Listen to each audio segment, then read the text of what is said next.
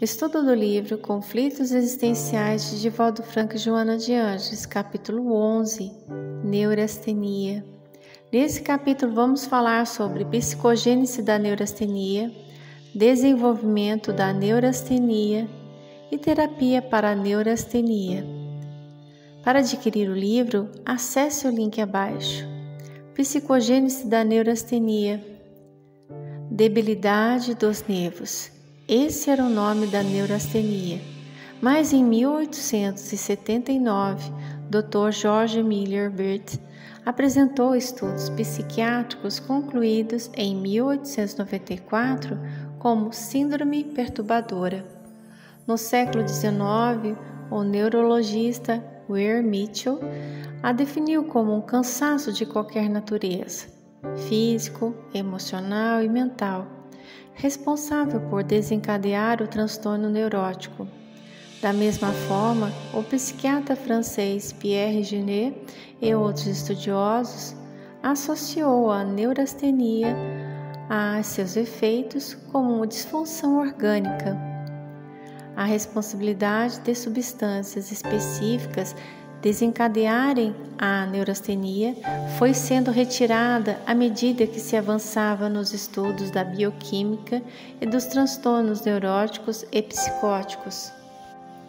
Passou-se a considerar com mais propriedade a neurastenia e as organoneuroses, ou seja, as condições nas quais o funcionamento fisiológico de um órgão ou de um sistema do organismo é alterado por influência psicológica.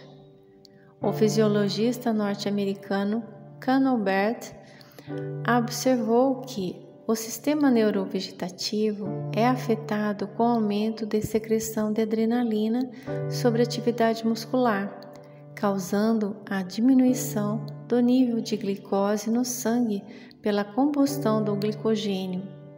Dessa forma, Joana de Ângeles esclarece que a neurastenia é uma reação de fuga da realidade, como desculpa inconsciente do paciente em relação aos seus fracassos diante aos desafios da vida.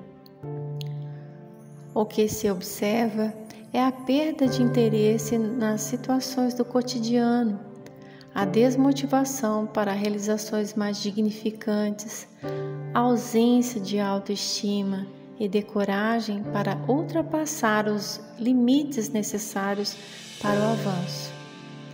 A neurastenia está ligada à influência psicológica no organismo, em face da ansiedade que é liberada na musculação motora mediante a utilização do sistema vago simpático.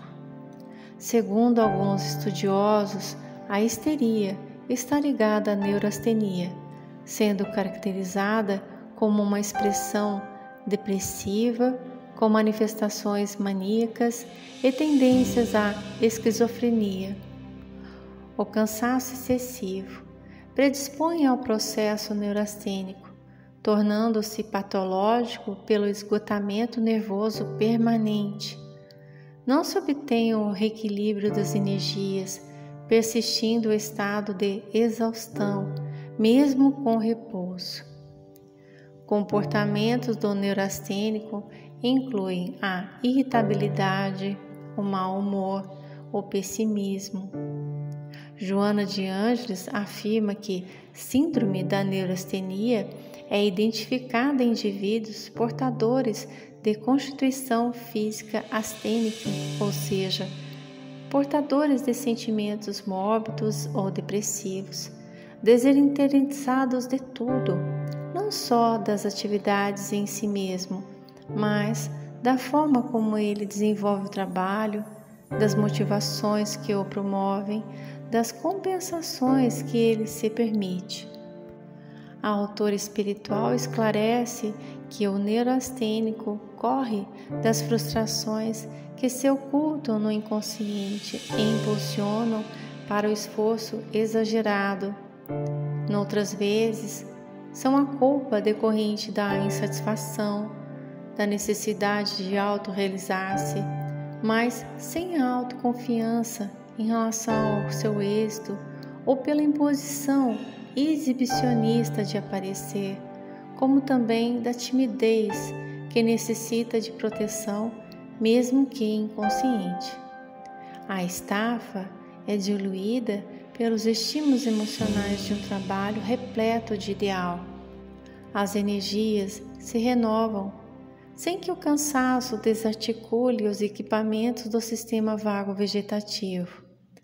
A classificação e estudo da neurastenia indica a ansiedade como fator que gera uma agitação no paciente, que se sente incompleto e irresponsável pelo que faz, indicando, através de estudos, de que a ação da adrenalina secretada pelas glândulas suprarrenais desencadeiam distúrbios glicêmicos, apresentando a síndrome neurastênica. Joana de Ângeles orienta de que é o espírito e não o corpo o responsável pelo distúrbio, em face da culpa decorrente da ociosidade e da extorsão de outras vidas, em existências pretéritas, agora gerando os processos de recuperação através do refazimento doloroso. Joana de Ângeles menciona, abre aspas, a instabilidade emocional em forma de labilidade impele-o ao trabalho descontrolado que o atormenta quando deveria ser-lhe terapêutico, fecha aspas. Quando não há um tratamento eficiente para a neurastenia, ela se torna crônica, com muitos conflitos embutidos, derivando da insatisfação. Desenvolvimento da neurastenia. A ansiedade mórbida surge em qualquer período da existência humana, segundo Joana de Ângeles. A irritabilidade é um sintoma que se destaca na neurastenia, sendo acompanhada pela ausência ou excesso de apetite, agravando com episódios de insônia, tornando as noites do paciente desagradáveis e o despertar angustiante, exaustivo.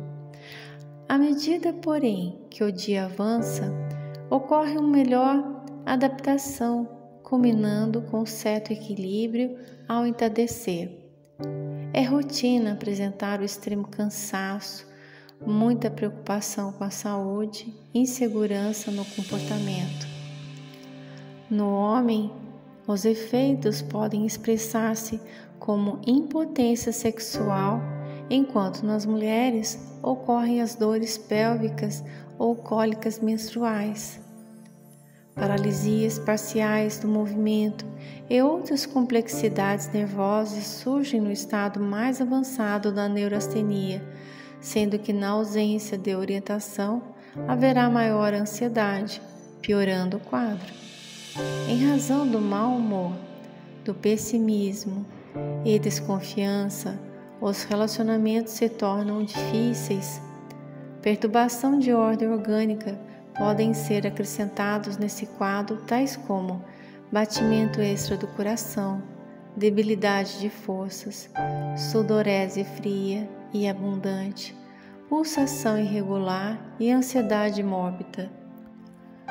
Joana de Ângeles alerta de que a neurastenia é síndrome grave que cresce no meio social, devorando a esperança humana.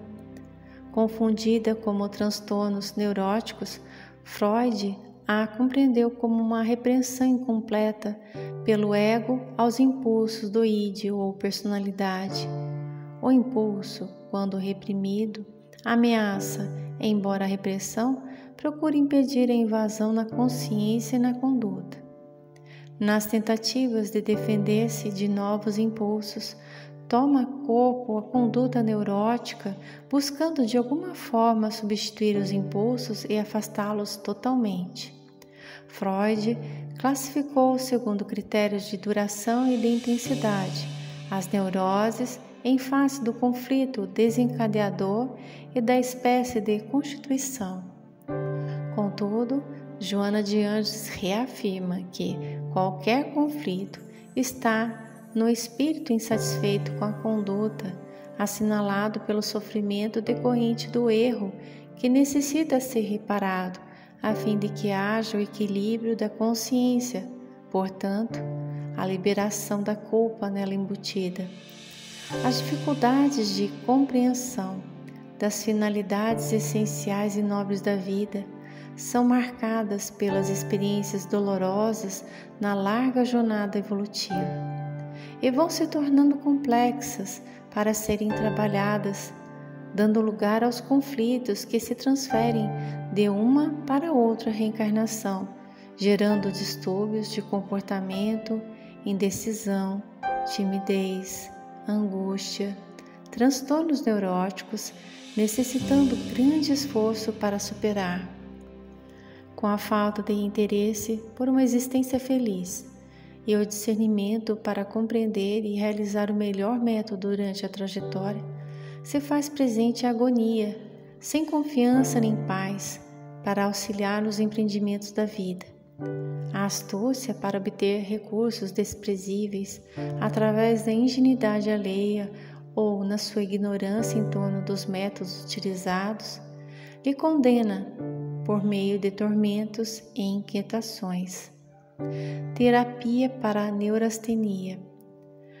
Há excelente arsenal para a psicoterapia da neurastenia, sendo a aceitação do tratamento de extrema importância.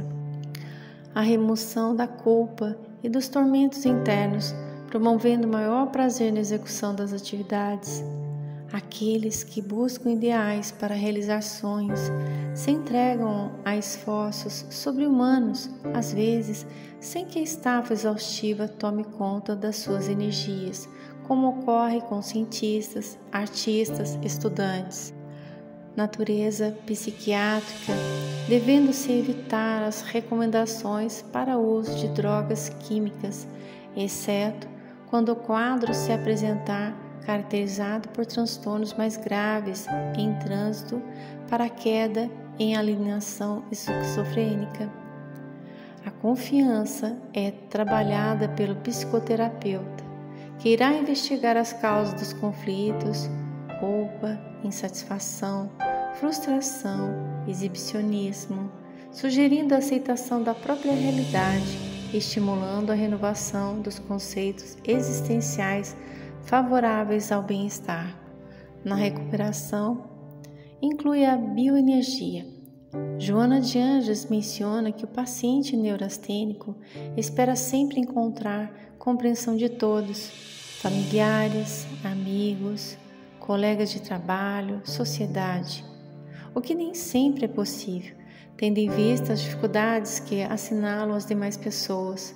No entanto, é sempre viável a compreensão e cooperação fraternal daqueles que estão próximos do enfermo, como sugestão à psicoterapia em grupo, que atende perfeitamente às necessidades humanas, individuais e coletivas, iluminando as consciências, amparando os sentimentos e orientando a razão para os rumos libertadores da paz e da autorrealização. Com essa visão diferente a respeito do mundo transitório e a certeza da imortalidade do espírito, os horizontes a serem conquistados ampliam-se e com incomparável alegria toma conta do indivíduo.